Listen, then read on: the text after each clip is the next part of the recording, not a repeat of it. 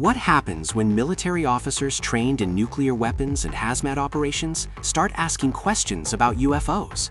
Welcome to Alien Agenda. Today, Colonel Gene, retired after starting his career as a nuclear weapons officer in 1963, is joined by Aaron Mutter, who spent 30 years in NBC warfare and weapons of mass destruction teams. Together, we're peeling back the curtain on how military experience intersects with the unexplained. From Virginia's National Guard to Texas operations, from Ghostbusters to government secrets, this is where it all begins. Here's Colonel Gene. Hi, folks. It's Colonel Gene from Alien Agenda.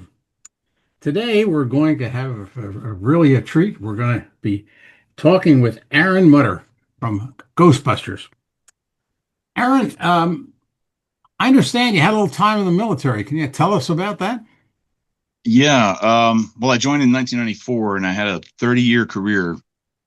So it's not necessarily the years, it's the mileage. Yeah, I've had a pretty intensive career over that 30-year span. Well, that's interesting because I retired in 1993. I started right in after that. I started in 63, and believe it or not, my first assignment, I was a nuclear weapons officer in an 8-inch howitzer battalion.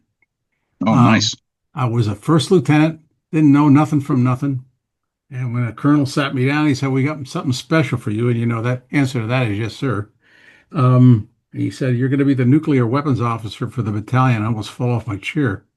So that's how I started out. And so I was all over the place. What did you feel that, what did you get out of the military? When you look back, what do you think it gave you?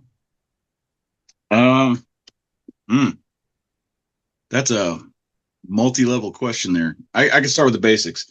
It's funny that you said nuclear missile officer. I was nuclear biological chemical. Oh, really?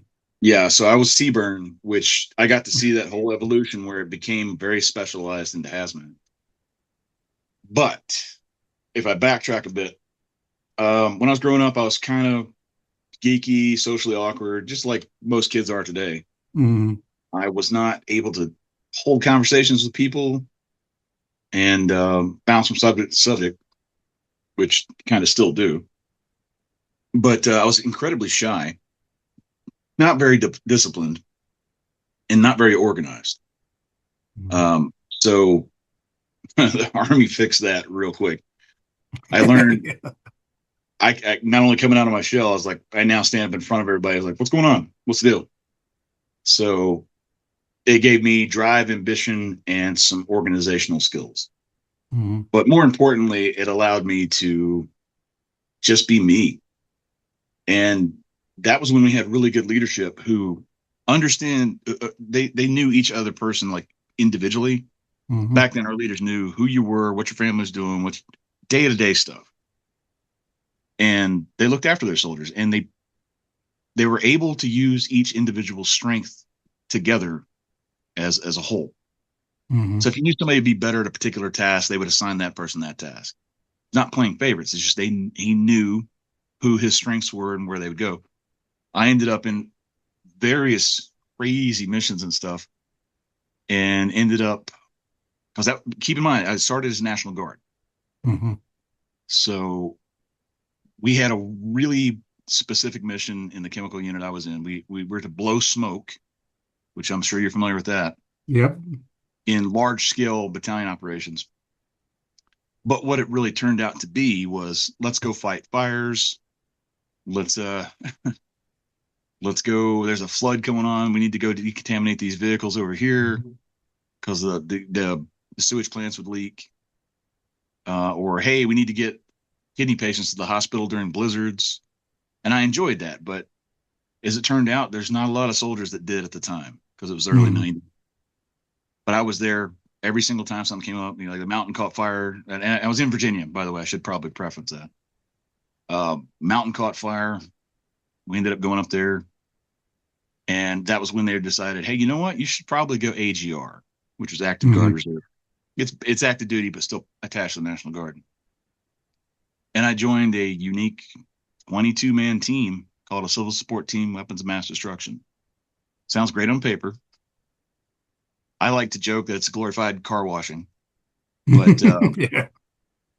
their image, like, let me tell you the disparity of people we had on that team. It was a 22-man team. The lowest rank was sergeant. Highest, our commander was a colonel. So we had the whole gambit. But it drew in people that were not quite suited to the job. I knew what it was. I knew it was a hazmat related job where you're dealing with potential terrorism events and stuff, to mitigation of chemical spills or accidents. But I had a couple of kind of oorah, Ranger wannabes that Hmm. joined, that thought that the CST meant we were going to repel into nuclear missile silos and deactivate the warhead or something. Yep. And man, I'll never forget that guy. His name was Ken Tompkinson. He liked to go by Rock, probably for the ones in his head, but nice enough guy. He managed to adjust to a very difficult job, and then of course 911 kicked off and everything went. But Well, see, I don't think the average person that hasn't served in the military mhm, understands the sacrifice that many make. And when you get a job in the military, as you know, you're expected to do it and get it done. mhm, And I always I always took to being in charge, and so I was really fortunate. I had three commands. yeah, I had a command as a major, lieutenant colonel, and a full colonel. And then they blew smoke up my skirt and nominated me for a flag. But the nuclear weapons thing kept me out of Vietnam, and so I didn't get the flag. But I had a good time. Well, tell me, now you live in Austin? Is that or whereabouts? I'll give you the whole thing. I lived in Virginia most of my life. I moved to Texas in San Antonio and New Braunfels. I Okay. worked in Austin, Oh, and okay. then I got transferred to El Paso, where I currently am. This is in El Paso. So I'm literally, my office is in the El Paso city. Oh, okay. I haven't been back to Austin since 2016. I do need to get back up there. It was pretty when I left. I hope it still is.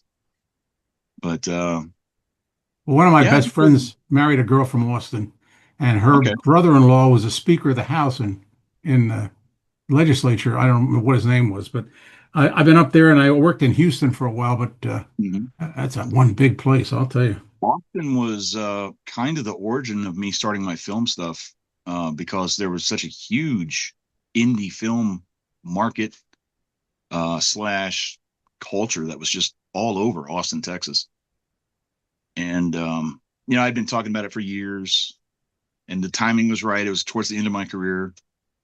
As you well know, a lot of our officers were getting a lot worse at the time, so Hmm. they really didn't know what to do with me when it came to Texas. I had such a broad spectrum of experience that they didn't quite know how to apply it.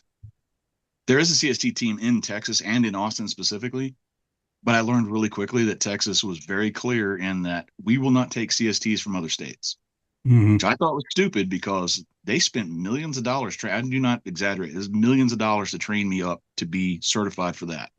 Hmm. It's called a Romeo identifier and a P3. Um, so I had that to add it to my, and a J5 tech escort. You probably know what that is since you were in the weapons, special weapons. Hmm. And that dealt with digging up chemical weapons if they accidentally did that. Yep. Yeah, we've had a few. Yeah. We've had a few of those. Yeah. So once I came to Texas, they didn't know what to do with that. So they stuck me in an information operations unit, which was poor man's psyop. But I enjoyed it. I made it work. And I had good leaders there that was able to, hey, he's strong in this video editing. Maybe we should get him to do our briefings. And before I knew it, I was their S2. Well, when you were And young, you mhm. know, were you thinking about doing this, or is this something you metastasize into, or? That's actually a really good way of putting it. I did sort of metastasize into it. That or I learned things through osmosis. I'm not 100% sure, but for me, um, I always had an interest in movies. That's been since way early on. Science kind of took root really quickly at a young age. The Ghostbusters film, of course, just kicked that into high gear because I was into the weird already. I was already looking for the fringe science and Hmm. learning really quickly that archaeologists, they like to hide stuff. Oh yeah. If something comes up and it's an anomalous thing that they can't explain, they'll just shelve it, Hmm. which drove me nuts. I was like, wait a minute, does that mean history's not accurate? And so yeah, I started digging into that. And they just sort of accumulated over time. Well, I And it think had that's what's happening now, to be honest with yeah, you. I and think it I had a think the weird government character. knows a lot more about, Oh yeah, for instance, the without a doubt. UFOs and the extraterrestrials. I think part of it is maybe a fear of what the public will, how it will react. I think I they're playing suspect. it out. I don't know. Well, I've met a lot of genius level people in the military. Um, and here's how I describe it. I have always described them as so smart that they're stupid. You Yeah. probably understand what I'm talking about. Hmm. They make irrational decisions and or leap to conclusions about people in general without actually having a knowledge of dealing with people. Right. I ran movie theaters. I had multiple jobs before I went into the army. I learned how to people manage, which turns out that's really something in the army that's needed. You if you can learn how to manage people, Yes. right? It's like herding cats, but you can do it. Just takes a while, and you got to know your people. These genius level people will make those big decisions, like, oh, let's keep that because that'll make the public panic. Will it though? I don't think so. It's a outdated, antiquated thing for them to hide such stuff, unless it just means that it gives people access to weaponry that's really really bad but incredibly easy to make. Hmm.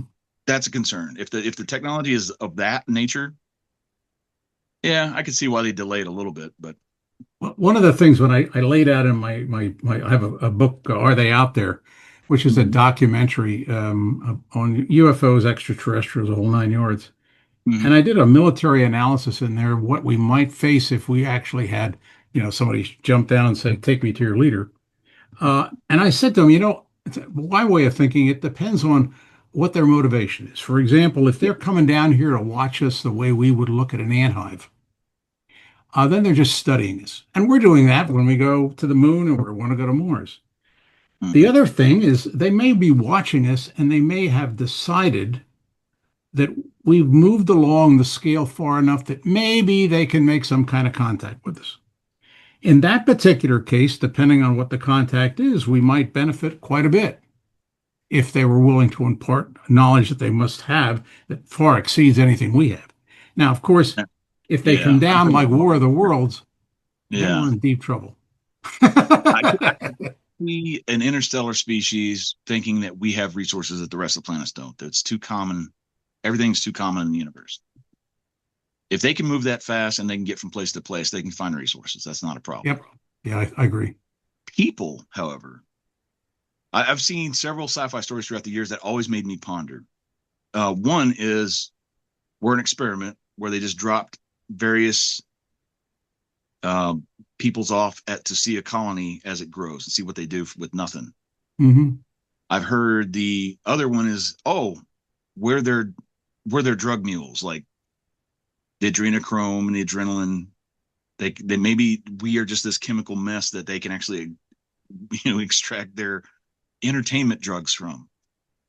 There's others where, oh, hey, we've gotten hit by genetic damage from big supernova, so we need an infresh of DNA. And since we seeded your planet years ago, your DNA is similar enough, and or DNA is similar everywhere. As a Christian, I kind of lean towards that. Like, that's probably similar everywhere. Variations here and Hmm. there, sure. But all of it seems kind of plausible with a few exceptions. And these are stories I myself have been pondering about writing. And you've kind of touched a little bit on it yourself. And that's, and I'm going to use this analogy and you'll get it. What if we're the Klingons? What if we're the strongest, most violent, warlike race there is? Hmm. And so they just keep an eye on us really closely and they're like, and maybe they didn't have a choice in crashing. I have some theories on that too. And we were smart enough to maybe reverse engineer just enough to be a problem. You would kind of want to, okay, how do we make a bad situation where perhaps they're benevolent enough to where they don't want to commit genocide. That's nice. So Be nice for us. they're making the best out of what they can. Maybe they're showing up and they're like, hey, if we give you this, study this. And they know it's just a bit beyond what we're doing now. So maybe that'll distract us long enough to do that. I don't know. There's a lot of speculation. The speculation is basically just imagination. The facts, as we know them, is that there are unidentified objects, that UFOs have been likely crashed and recovered. Just in my military career, I've always heard the rumors and people that make claims. I myself have not been fortunate enough to be in any of that. Though I did almost take a job at Los Alamos, which sure as hell sounded like a recovery team. And it fit within my skill set of what I used to do with the CST. And I was like, ooh, do I want to take this? But who knows? I mean, that's one of the reasons I find Bob Lazar so believable, is he talks about the minutia of boredom that is the government when you're doing things. I'll never forget his description of when he took supposedly solid, stable version of element 115 to have it shaped. The reason I believe it was this one little statement that he made where he said, oh, yeah, they made me basically have to stand around. We had to sweep in the little debris of the metal flakes into a little zip bag that they then had a chain of custody to, that he had to then recover and take back and account for all the weight of the metal. And I was like, oh, that's absolutely something the government would do. 100% would they do that. Oh, yeah, absolutely. Yeah, I agree. And why would you add that into a story? It doesn't, but to him, that's just how he is. He's just blah, blah, blah, blah, detail.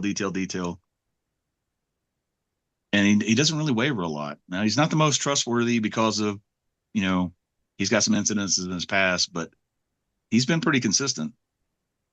And, like me, I've studied this since I was 3 or 4, I guess. I was able to read at 3 and 4, and you might remember this show, what was it? Project Blue Book. I know you know that one. Oh, yeah. They had an old TV show called The UFO Files, which was a TV version of the Project Blue Book.